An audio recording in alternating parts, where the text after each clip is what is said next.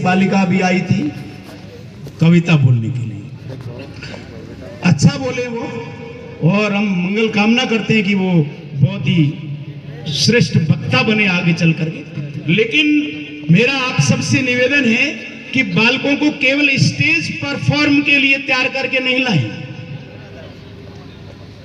ऐसी स्थिति क्यों आती है कि अपने परिवार, अपने पूर्वजों के बारे में बोलना पड़े तो भी गुचलकी खाते हैं, घटघटाट करते हैं। क्यों आती है ऐसी नौबत? क्योंकि हम अपने बच्चों को केवल स्टेज परफॉर्मेंस के लिए लेके आते हैं। नहीं, अपने बच्चों को दिन में रोज 15 मिनट का समय अपने समाज के इतिहास को पढ़ने के लिए, अपने समाज के महान गौरव सांस्कृतिक विरासत के जो महान पुरुष हैं उनकी जीवनियों को पढ़ने के लिए 15 मिनट का समय जरूर दीजिएगा, जिसमें लोग अपने समाज की विरासतों को समझ सके।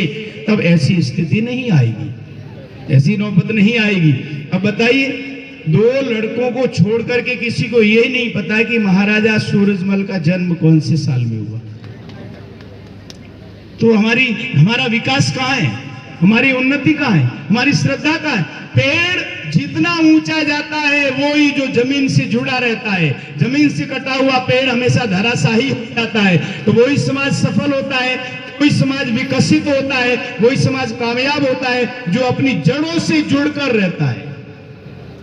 जड़ों से नहीं जुड़ते हैं वो कट जाते हैं, गिर जाते हैं।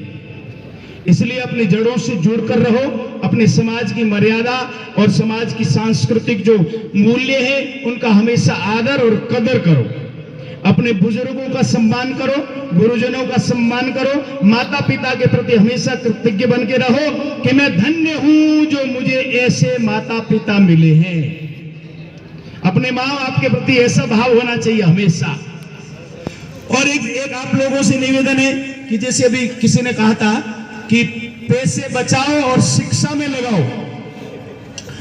अरे मैं तो कह रहा हूं पैसे भी बचाओ, शिक्षा में भी लगाओ, लेकिन पानी भी बचाओ। अरे पैसे तो जब बचाने की नौबत आएगी जब पानी बचेगा। पानी ही नहीं बचेगा तो पैसे आएंगे कहां से? और आएंगे नहीं तो बचाने की जरूरत ही नहीं रहेगी।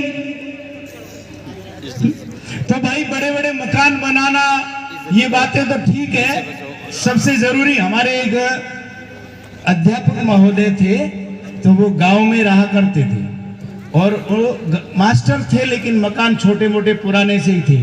तो बोले आप मारसा है, आपके साथ वाले सब मास्टरों ने बढ़िया बढ़िया मकान बना लिए। बोला मेरे जोधपुर में 2 बड़ी हवेलियां बन रही है, काम चल रहा है। एक दिन आया, लोगों ने कहा कि आप तो हवेलियां कह रहे थे ना। उनके 2 बच्चे थे, दोनों बेस्ट सर्जन बन करके, एक ऑर्थो बन करके आया, एक फिजिशियन बनकर आया। बोले ये मेरी 2 हवेलियां हैं, अब ये जितनी चाहे हवेलियां बना सकते हैं, जितनी चाहे कोठियां खड़ी कर सकते हैं, जितने चाहे बंगले बनवा सकते हैं।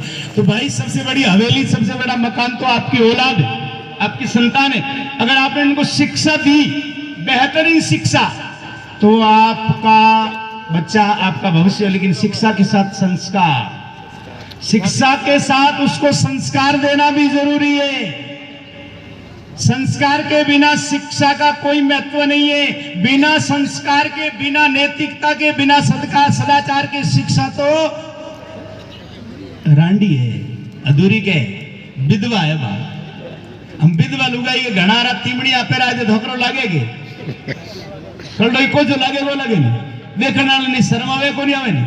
तो इसी तरह से बिना संस्कारों के शिक्षा तो विधवा है।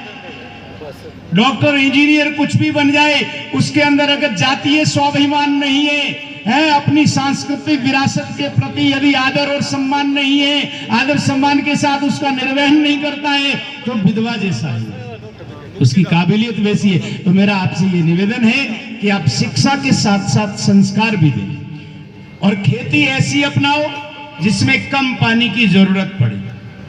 कम पानी से बढ़िया फसल देने वाली खेतियां अपनाओ तो थोड़ा लंबा चलेगा।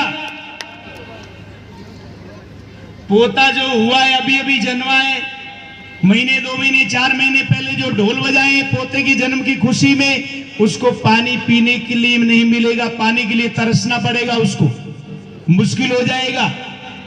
इसलिए भाई पोते के लिए कोठी जमीन ही मत बनाओ, उसके लिए पानी भी बचा के रखो। खाली जमीन मकान जोड़ते जाओगे तो क्या करेगा वो? तो पानी बचाओ, और पानी बचेगा जब आप नई तकनीक, आधुनिक तकनीकों का उपयोग करते हुए जिनमें कम पानी में अच्छी फसलें मिले उन फसलों का प्रयोग करो तो पानी बचेगा। पानी बचेगा तो सब कुछ ठीक होगा, सब कुछ अच्छा होगा, सब बचेगा। तो शिक्षा और संस्कार ये दोनों चीजें आप साथ में लेके चले। अपने बच्चों के प्रति ईमानदार बनो। अगर आप अपने बच्चों को कामयाब बनाना चाहते हो, सफल बनाना चाहते हो, ईमानदार बनो, दिखावा मत करो। आप दिखावे के लिए बच्चे के सामने प्रस्तुत मत रहो।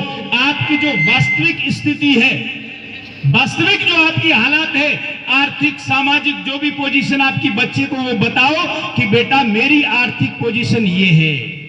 दिखावे के लिए बच्चे पर खर्चा मत करो। दिखावे के लिए पड़ोसी ने मोबाइल दिलाया, आप भी मत दिलाओ। बाकी पहली बात तो बच्चों को मोबाइल की जरूरत ही नहीं, और हो तो बच्चे से कहो बेटा हम सिर्फ आपको दाल रोटी दे सकते हैं।